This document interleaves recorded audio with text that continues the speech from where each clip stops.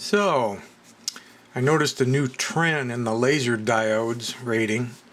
It's not just the old trend where they'll sell you a 20-watt laser that's really 5.5 optical power. They've taken the trend a bit further now. I'm going to jump up and show you two different manufacturers. This is a Two Trees Totem 40-watt laser engraver. And then I'm going to also show you an Atomstack, which is their 40-watt laser unit. In both cases, they're selling it as a 40-watt laser, and in both cases, they're saying that it's about 5 to 5.5 watts optical power.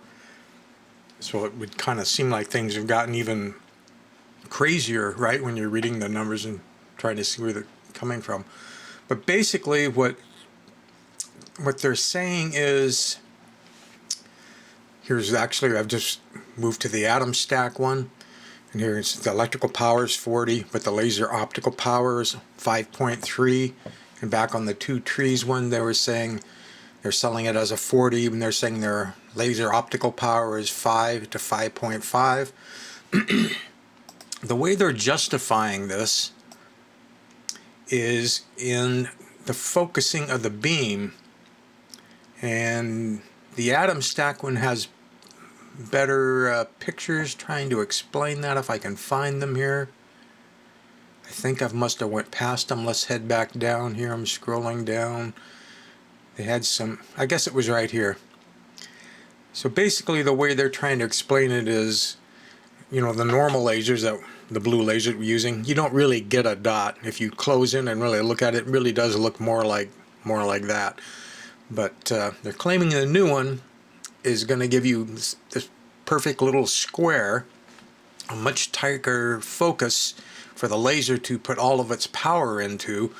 So the same 5.5 watts, if it's tightly focused and not diffused, will give you the engraving power of, in this case, they're saying a 40-watt laser, I guess. I don't know. But they have their little tests, and they have the little graph showing the new one and then normal old ones, and trying to show you the taper. If you look at where it comes to, new versus old. This was more interesting than those other numbers. They're trying to say it's more consistent in both X and Y, the burn line, versus a normal one, because the pattern isn't square, because it was long in one direction and narrow in the other. You're always going to have kind of a crappy burn line in one direction and a wider burn line in the other. That all seems true. Then they give you some examples of things that have been cut with it and all that kind of stuff. So I'm not saying that these are bad lasers. In fact, they actually look like very good lasers, and I really like what they've done with this in the fixed focus, which, you know, at first glance, when someone tells you you can no longer adjust the focus, you think that's a bad thing. Actually, it sounds like a very good thing, because they're, by not allowing you to turn something and focus it, they give you a machined little slug that fits between the bottom of the laser and whatever you're engraving. You simply raise and lower the laser till you hit that slug. Then you know you're in focus. No more staring at that stupid little dot trying to see if you're in focus or not. You have a little measuring device for adjusting it, and you'll always be in focus. Sounds like a great idea. And also, by bringing the blocker plastic all the way down, where there's just a tiny little gap between the two, the fan air helps blow the smoke and debris away from the laser lens. There's almost no way your eye could see directly any of the laser light. Those are all pluses. All I was questioning is the selling approach of selling these things as 40-watt lasers when they're really 5.5 optical. And the same was true with the Two Trees one here. I think somewhere down here they talked about it too. New upgraded laser with a tighter spot, rated for 9,000 hours. Input power 35 to 40 watts. Luminous output power is you're back at your 5 to 5.5. So it's It would seem to be the new trend where they can state that it's a higher wattage laser by simply changing the lenses and getting a tighter focus, which of course is a good thing.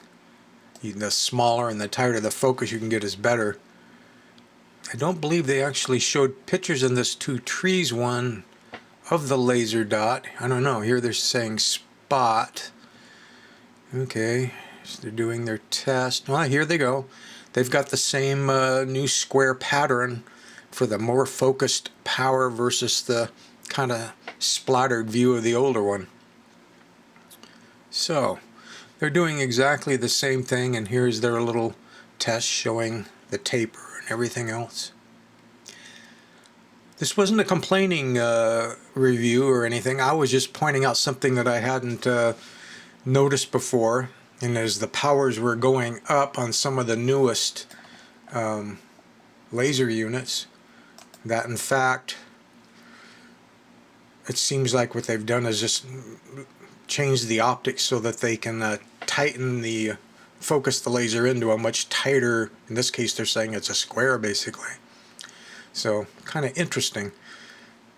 I mean, the only other time I can think of where the numbers are stretched like this, and it has nothing to do with lasers, is I was just purchasing some truck tires, and you know how you probably want like a 10-ply tire if you've got a heavy-duty work truck, and I found out that 10-ply doesn't mean 10-ply anymore.